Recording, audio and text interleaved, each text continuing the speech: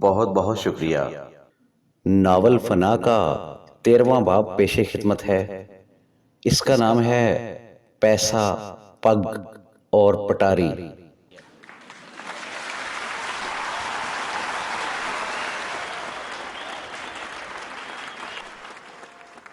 ریحانہ اپنے گھر کے کسی کونا میں ایک ٹوٹا ہوا شیشہ لے کر کنگھی کر رہی تھی۔ اچانک اسی شیشہ میں اس کی ماں کا عکس ابھر آیا، جو اپنے ہاتھوں میں لڈوؤں سے بھری پلیٹ اٹھا کر اندر داخل ہو رہی تھی۔ پھر وہ بالکل ریحانہ کے پیچھے آ کر کھڑی ہو گئی۔ لیتی یہ لڈو کھا۔ دل آرام نے پیچھے سے آ کر لڈو اس کے منہ میں ٹھونسا ہی تھا کہ ریحانہ خوشی سے چہک اٹھی۔ آہا لڈو! لڈو منہ میں ٹھونستے ہی وہ جلدی سے پیچھے مڑی۔ کس نے بھیجے ہیں اماں؟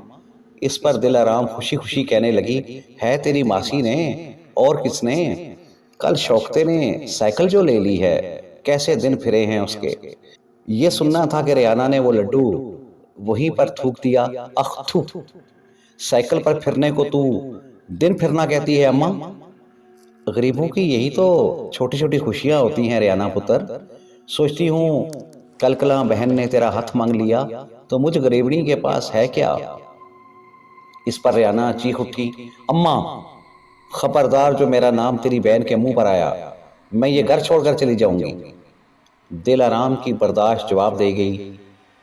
اس نے ایک زناٹا دار تھپڑ اس کے چہرہ پر رسید کر دیا اور کہنے لگی، بند کر یہ بازاری زبان، اپنی ماں سے شریف بچیوں کی زبان میں بات کر، آخر شوکتے میں برائی کیا ہے؟ اس پر ریحانہ نے دوپٹہ سے اپنا چہرہ چھپا لیا اور بلک بلک کر روتے ہوئے بولی، سب برائیاں ایک طرف رکھ اماں، اور سوچ اس غربت سے بڑی کوئی برائی بھی اس دنیا میں ہے؟ یہاں ایک لمحہ کے لیے اس کی ماں بھی سوچ میں پڑ گئی تھی۔ جاگیردار سوداگر اپنے آدمیوں پر گرجنے برسنے کے بعد چراغ علی کے ڈاکخانہ میں پہنچ گیا تھا، اور اس کے سامنے کھڑے تینوں ڈاکیے نتھو، فیکو اور زلفی تھر تھر کانپ رہے تھے۔ یہاں سوداگر کچھ دیر ان تینوں کو کھا جانے والی نظروں سے گھورتا رہا۔ چراغ علی کا اپنا رنگ بھی فک تھا اور وہ بار بار اپنے ہونٹوں پر زبان پھیرے جا رہا تھا۔ آخر سوداگر پھٹ پڑا، اوئے کسی روز یہ پورا ڈاکخانہ ہی مجھے خریدنا پڑے گا، تمہارے افسروں سمیت۔ او غصہ تھوک دے سوداگر، او غصہ تھوک دے، یہ میرا زخم تک، تجھے خود یقین آ جائے گا۔ چراغ علی نے اسے ٹھنڈا کرنے کی کوشش کی تھی کہ سوداگر ایک بار پھر بھڑک اٹھا، یقین کے بارے میں شاید تجھے ایک گل پتہ نہیں چراغ علی، کہ یہ آتا کم اور جاتا زیادہ ہے، اور تو یوں ہی ہم پر خفا ہو رہا ہے سوداگر۔ عجائب کا کچھ نہیں ہو سکتا، وہ تو بے روپیہ ہے، ایک چھلاوا ہے، اپنی شکلیں بدل لیتا ہے۔ چراغ علی نے بات بنانا چاہی تھی کہ جاگیردار سوداگر سامنے پڑی کرسی کو ایک لات مار کر اٹھ کھڑا ہوا۔ اوئے جو دشمن اپنی شکلیں بدل لے چراغ علی، اسے اس کی فطرت سے پچھاڑ لیا کرتے ہیں، اسے اس کی فطرت سے پچھاڑ لیا کرتے ہیں۔ اس کی یہ بات سن کر سارے ڈاکیوں نے ایک دوسرے کی طرف چور اکھیوں سے دیکھا اور پھر انہوں نے اپنی اپنی منڈیاں ڈال دی۔ ریحانہ اور اس کی سہیلی ملکہ بستی کے جنگل میں اگے درختوں کے درمیان سے گزرتے ہوئے آپس میں باتیں کرتی جا رہی تھیں، اور یہاں ملکہ اسے کہہ رہی تھی، تو کتنی بدل گئی ہے ریحانہ، وہ ساری معصومیت، شرم اور جھجک تو جیسے تو شہر ہی بھول آئی ہے۔ نہیں نہیں، یوں ہی لگتا ہے تمہیں، میں تو وہی ریحانہ ہوں۔ ریحانہ بات کرتے کرتے اس کی طرف غور سے تکنے لگ گئی تھی۔ ایک بات کہوں ریحانہ، جب بندہ بدل جاتا ہے نا تو پھر اس بات پر کیوں زور دیتا ہے کہ وہ نہیں بدلا؟ ملکہ نے کہا ہی تھا کہ ریحانہ بول پڑی، یہ کیا فلسفہ ہے، اتنے دنوں بعد ملی ہو، کوئی اور بات کرو، کوئی محبت بستی میں کوئی آیا گیا ہو، میں تو 7 سال کتابوں میں کچھ ایسی کھپی رہی، ادھر کا کچھ ہوش ہی نہیں رہا، پیپرز، سیمیسٹر، سینڈ اپس، خیر ایک لمبی، بور اور تھکا دینے والی روٹین تھی۔ ہائے بیٹھ یہاں، بتاتی ہوں تجھے۔ ملکہ نے اس کا ہاتھ پکڑ کر ایک گھنا سایہ دار درخت کے نیچے بٹھا کر کہا۔ جب ریحانہ بھی اس کے ساتھ بیٹھ گئی تو وہ کہنے لگی، تک یہ بستی ہے، یہاں لوگ آتے جاتے رہتے ہیں، مگر تیرے جان تو بات، یہاں ایک ایسا انسان آیا ہے جس کے پاس میں جب بھی جاتی ہوں، اج لگتا ہے جیسے خوشبوؤں کے کسی بیلے میں پہنچ گئی ہوں۔ ویسے بائی دا وے تم اس کے پاس کرنے کیا جاتی ہو؟ ریانا کے اس سوال پر ملکہ ہنس پڑی۔ اڑیے نہ پوچھ، بس یوں سمجھ یہ سب غول تے کچھ نہ فرول۔ او ہو، تو پھر کسی روز اپنے اس دیوانے سے ملاؤ نا مجھے۔ ریانا اس کے پیچھے ہی پڑ گئی۔ تو ہونی چل۔ ملکہ نے کہا ہی تھا کہ ریانا بول پڑی، نہیں، پہلے میرے ایک سوال کا جواب دے۔ ہاں پوچھ، ملکہ نے فوراً ہی کہہ دیا۔ تو ریحانہ پوچھنے لگی، وہ اس بستی کی خاموشی اور تنہائی میں کب سے بھٹک رہا ہے؟ یہ سننا تھا کہ ملکہ کی زبان سے نکل گیا، میرا خیال ہے اسی دن سے جس روز تو تانگا میں بیٹھ کر بستی کی تانگ میں لگ گئی تھی، یا شاید اس روز جس شام زلفوں کو خم دینے والا زلفوں کو خم دیتے دیتے کسی ستم گر کے سم کا شکار ہو گیا۔ کمرہ میں پڑے ٹوٹے ہوئے ایزل، سوکھے برش اور ادھر ادھر بکھری کتابوں کے درمیان دیوار سے ٹیک لگائے بستی کا شاعر عمران عطا اور مصور تصور حسین بڑی دیر سے چپ تھے۔ آخر شاعر عمران عطا سے رہا نہ گیا تو وہ بول پڑا، یہ ریحانہ ہم میں سے کسی کو نہیں مل سکتی؟ آخر گمنام چاچے کو قریدرے میں حرجی کیا ہے؟ اس کے سوال پر مصور تصور حسین ہنس پڑا اور کہنے لگا، ہم تو بس اسے سوچ ہی سکتے ہیں پرا عمران، غریب میں بھی ہوں اور غریب تو بھی ہے، پھر بھلا ریحانہ ہمیں کیوں کاس ڈالنے لگی؟ پر ہم فنکار بھی تو ہیں، کیا یہ بات ہمیں اس شوختے سے ممتاز نہیں کرتی؟ عمران عطا نے اپنی طرف سے بڑی دور کی کوڑی لاتے ہوئے کہا، آج کل ایک آدمی کو دوسرے سے ممتاز صرف دولت کرتی ہے، یہ علوم و فنون و ہنر کی باتیں اب بے معنی ہو کر رہ گئی ہیں۔ تصور حسین نے اسے جواب دیتے ہوئے کہا، لیکن ایسا تو صرف انجام کو پہنچے ہوئے معاشروں میں ہوتا ہے تصور حسین، لوگ علم کی ہر نئی شاخ سے ڈرنے لگتے ہیں اور فنکار لوگ تماشا بن جاتے ہیں۔ عمران نے کہا ہی تھا کہ تصور بول پڑا، جہاں فنکار تماشا بن جائے وہ معاشرہ تاریخ کے لیے بھی کسی تماشا سے کم نہیں رہ جاتا۔ شمائل جنگل میں سے گزرتی ہوئی اسی نہر کے کنارہ پر ایک درخت کے ٹوٹا ہوا تنا پر اپنی سوچوں میں گم بیٹھا تھا۔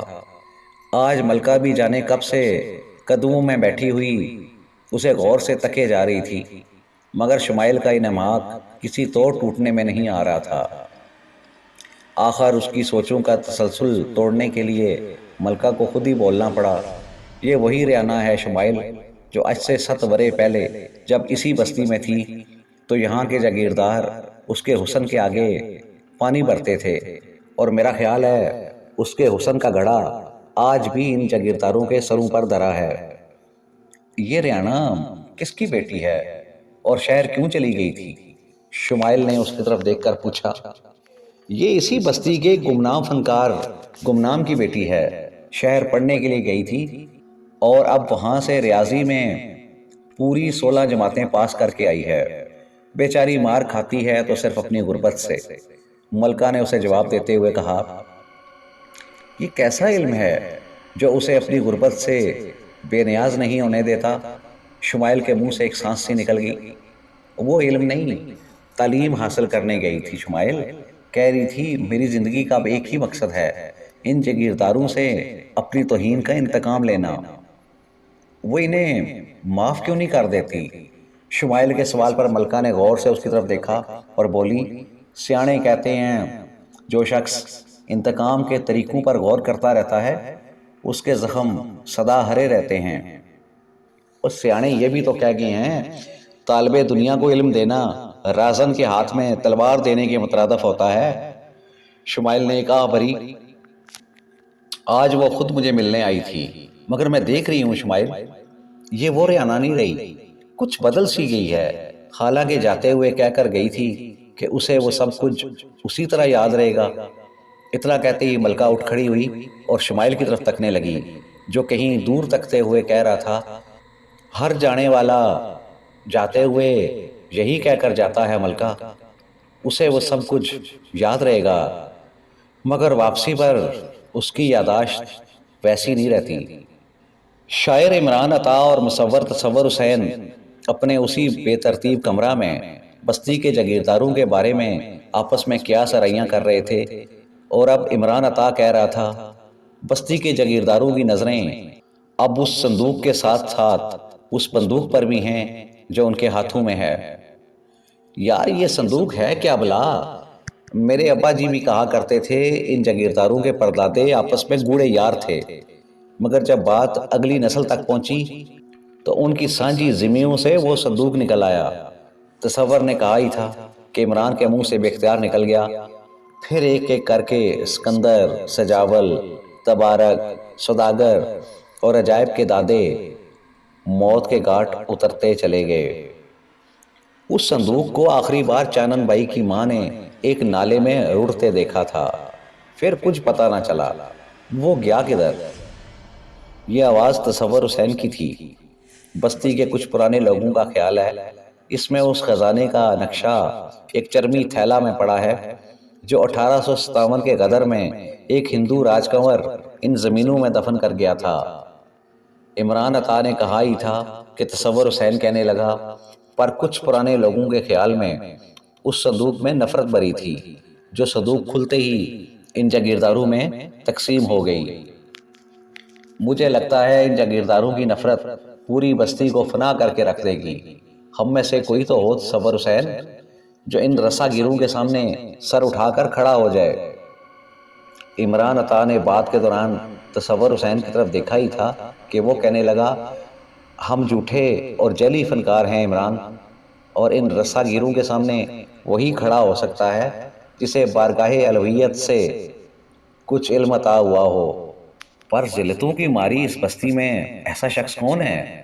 عمران عطا نے پھر سوال کر دیا، جس پر تصور حسین نے بڑے غور سے ایک بار اس کی طرف دیکھا اور پھر کہنے لگا، ملکہ تو کہتی ہے شمائل۔ جاگیردار سکندر اپنے آدمیوں کے ساتھ باتیں کرتا ہوا جنگل میں سے گزر رہا تھا اور کہہ رہا تھا، اور یہ کیا کہہ رہے ہوئے؟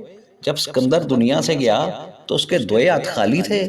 نہ، وہ اپنے نال کچھ بھی لے کے نہیں گیا۔ اس پر اس کے ساتھ چلتے آدمی نے اپنی کلاشنکوف کندھا سے اتار کر ہاتھ میں لے لی اور بولا، کتابوں میں تو یہی لکھا ہے سرکار۔ یہ سنتے ہی اسکندر اپنی منڈی زور زور سے نفی میں ہلا کر کہنے لگا، دل نہیں ٹھکتا، بندہ دنیا سے جائے تو اپنے نال کچھ نہ لے کر جائے، وہ ضرور اپنے نال کچھ نہ کچھ لے کر گیا ہوگا۔ آپ ٹھیک کہتے ہیں اسکندر سرکار، وہ اپنے نال ایک چیز تو لے گیا تھا۔ کسی دوسرے آدمی نے کہا تو اسکندر چونک اٹھا، تو پھر دسو نا وہ اپنے نال کیا لے کر گیا تھا تاکہ کچھ میں بھی اپنا بندوبست کر لوں۔ وہی آدمی کہنے لگا، سچ بتاؤ اسکندر جی؟ ہاں ہاں بالکل سچ مچ کے۔ اسکندر کی آنکھیں باہر نکل آئیں۔ وہ اپنے نال ایک حسرت لے گیا تھا۔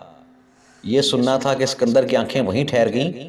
اور اسکندروں کی بھی کوئی حسرت باقی رہ جاتی ہے، اور جو باقی نہ رہ جائے وہ پھر حسرت تو نہ ہوئی سرکار۔ اسی آدمی نے اسے جواب دیتے ہوئے کہا، اسکندر کے پاس شاید کہنے کو کچھ اور نہ تھا، لہٰذا اس نے اپنا ہاتھ منہ پر رکھ لیا اور کہنے لگا، ذرا تیز قدم چاہو اے، مجھے دیوں ڈبن تو پہلا حویلی پہنچنا ہے۔ یہاں اس کا حکم سن کر اس کے آدمی تیز تیز قدم اٹھانے لگے۔ پھر وہ سارے جلدی جنگل کے اس حصہ میں پہنچ گئے جہاں نہر کے کنارہ پر ایک درخت کا گرا ہوا تنا پر شمائل اپنی گہری سوچوں میں مگن تھا۔ اسکندر کی نظر شمائل پر پڑ گئی تھی، لہٰذا اس کے منہ سے نکلا، اوئے یہ وہی جوگی تو نہیں جس نے پوری بستی پر اپنے علم سے طاق بٹھائی ہوئی ہے؟ بالکل وہی ہے سرکار، کسی آدمی نے اس کی تائید کرتے ہوئے کہا۔ اوئے ذرا دھیان رکھنا ہوئے کہ نروان لیتے لیتے یہ ہمارا صندوق لے کر رفو چکر نہ ہو جائے۔ اسکندر نے اپنی آنکھیں چنی کرتے ہوئے کہا۔ اس پر اس کے ساتھ چلتا ہوا اس کا خاص الخاص کاما مندری بول پڑا، اسے صندوق سے کیا لینا دینا سرکار؟ ویسے ہمارے آدمی پچھلے کئی سالوں سے اس پر نگاہ رکھے ہوئے ہیں، پر یہ صبح سے لے کر شام تک یہی بیٹھا رہتا ہے۔ تو پھر آؤ آج تمہارے اس گیانی سے بھی دو دو ہاتھ کر لیتے ہیں۔ اسکندر نے ہنس کر کہا، پھر خود ہی چلتا ہوا شمائل کے بالکل سامنے جا کر کھڑا ہو گیا اور اپنا ایک ہاتھ اس کی آنکھوں کے سامنے نچا کر کہنے لگا، کہاں سے آئے ہو پاجی، اور جانا کدھر ہے، تسی ہو کون؟ اس بار شمائل درخت کے تنا سے اٹھ کر کھڑا ہو گیا، پھر اس کی آنکھوں میں آنکھیں ڈال کر کہنے لگا، یہ تو طے ہے، بندہ آتا کدھر سے ہے؟ اور اس نے جانا کدھر ہے، پر وہ ہے کون؟ یہی تو وہ گتھی ہے جو سلجھ نہیں رہی۔ اللہ جی، سکندر نے حیرت سے مڑ کر اپنے آدمیوں کی طرف دیکھا۔ اس کا اصل نام شمائل ہے سرکار، کسی آدمی نے اس کے کان میں کہا ہی تھا کہ سکندر بول پڑا۔ تو پھر اسے دسو نا، میرا نام سکندر ہے، دوست مجھے مقدر کا سکندر اور دشمن سکندر اعظم کہہ کر بلاتے ہیں۔ سکندر کے منہ سے یہ الفاظ نکلنے کی دیر تھی، شمائل نے اپنی انگلی اس کی طرف اٹھا دی۔ پھر تجھے خبر ہو، خالی نام والے سکندر یہاں گمنام مر جاتے ہیں اور مقدر کے سکندر کو کبھی قبر بھی نہیں ملتی۔ شمائل کے اس لہجہ پر سکندر بڑک اٹھا اور بپھر کر کہنے لگا، اوے جب تک میں جیوندہ ہوں میں ہی سکندر ہوں، او پاویں سب سے پوچھ لے، سب سے پوچھ لے۔ وہ اتنا کہہ کر غصہ میں واپس مڑنے ہی والا تھا کہ پیچھے سے شمائل کی آواز اسے آئی، تو بھی کسی سے پوچھ لے سکندر، دنیا میں کوئی سکندر نہیں ہوتا، ہاں وقت سکندر ہوتا ہے۔ گمنام اپنے برآمدہ میں بیٹھ کر چلم کے کش لگا رہا تھا اور دل آرام صحن میں کپڑے دھو رہی تھی۔ اچانک باہر بھوا کی کنڈی زور زور سے بجنے لگی اور یہ دونوں میاں بیوی خوفزدہ سے ہو کر ایک دوسرے کی طرف دیکھنے لگے۔ پھر گمنام نے حقہ کی نہ چھوڑ دی، اللہ خیر کرے ریانہ کی ماں، یہ کوئی آپڑا مجھے نہیں لگتا۔ یہ کہ اگر وہ اٹھ کر سین کی طرف بڑھنے ہی لگا تھا کہ بوا اپنے آپ ہی کھل گیا اور دو خوفناک شکلوں والے بدماش، ایک ڈکا ہوا تھال اور ایک پٹاری اٹھائے اندر آ کر دل آرام کے بالکل سامنے آ کر کھڑے ہو گئے۔ دل آرام کا دل دہل کر رہ گیا، پھر وہ خوف سے اکلا کر بولی، کون ہو تم لوگ اور ہم سے تمہیں کیا کام ہے؟ ادھر گمنام بھی بار بار اپنے ہونٹوں پر زبان پھیر رہا تھا اور وہ دونوں کبھی پٹاری اور کبھی اس کا ڈکا ہوا تھال کو تکے جا رہے تھے۔ سانپو کا سامری جاگیردار تبارک ایک کالی چادر اوڑھ کر دونوں ہاتھ آتشدان پر رکھے اپنا منہ دیوار کی طرف کیے کھڑا تھا۔ اچانک اس کا ایک خاص آدمی ڈنگی اس کے پیچھے آ کر کھڑا ہو گیا اور کہنے لگا، پگ ریانہ نے کار پہنچ گئی ہے تبارک سرکار۔ اس کی بات سنتے ہی تبارک نے ایک بہت خوفناک اور اونچا کہکا لگایا جو کافی دیر اس کی حویلی میں گونجتا رہا۔ پھر وہ ہنستا ہوا تاڑی مار کر جو ہی اس آتشدان سے ایک طرف ہٹا، آتشدان کے اوپر بیٹھا جیتا جاگتا خوفناک کوبرا کا پھن اسی طرف پھر گیا جس طرف تبارک نکل گیا تھا۔ ریحانہ کے سین میں ایک سنسنی جاری تھی اور خوف و ہراس سارے ماحول پر طاری تھا۔ گمنام اور دل آرام کے ہونٹوں پر پپڑی سی جمی ہوئی تھی۔ آخر تھال والا خود ہی بول پڑا، ہمیں تبارک نے بھیجا ہے مائی، اور اس تھال میں اس کی پگ پڑی ہے۔ یہاں ساتھ ہی کپڑا ہٹا کر اس نے وہ تھال پگ سمیت نیچے زمین پر رکھ دیا۔ جناب مجھ غریب کے کار یہ پگ؟ گمنام تھر تھر کانپتا ہوا مڑ کر دل آرام کی طرف دیکھنے لگ گیا تھا جس کا رنگ پیلا زرد پڑ چکا تھا۔ اس پر وہ تھال والا کہنے لگا، تو غریب کہاں ہے چاچا؟ جس کار میں ریانہ رہتی ہو وہ غریب کہاں؟ اس پگ کا ہم کیا کریں؟ دل آرام نے خوف سے کانپ کر کہا، یہ رشتہ مانگنے کا ایک ٹب ہے مائی، او پگ پڑی ہے۔ تبارکے نے آخیا تھا اگر وہ چک کے پگ اٹھا لیں تو ان کا کار روپیوں سے بھر دینا، اور اگر وہ پگ نہ اٹھائیں تو پھر… یہاں تھال والا نے مڑ کر اپنے ساتھی کی طرف دیکھا ہی تھا کہ اس نے اپنی پٹاری کھول دی جس میں ایک شاہ کالا پھنیر پھنکارے مار رہا تھا۔ گمنام اور دل آرام کا رنگ پھک ہو گیا۔ پھر وہ دونوں ایک ساتھ بول پڑے، ہماری کیا جرت، کیا مجال جناب کہ ہم جاگیردار تبارک کا حکم ٹالیں؟ یہاں دونوں تھر تھر کانپتے کپ کپاتے نیچے جھک کر پگ اٹھانے ہی لگے تھے کہ ایک اونچی ایڑی کی جوتی حرکت میں آ گئی اور جاگیردار تبارک کی پگ ریانہ کے دلکش پاؤں میں کچل کر رہ گئی۔ بہت بہت شکریہ۔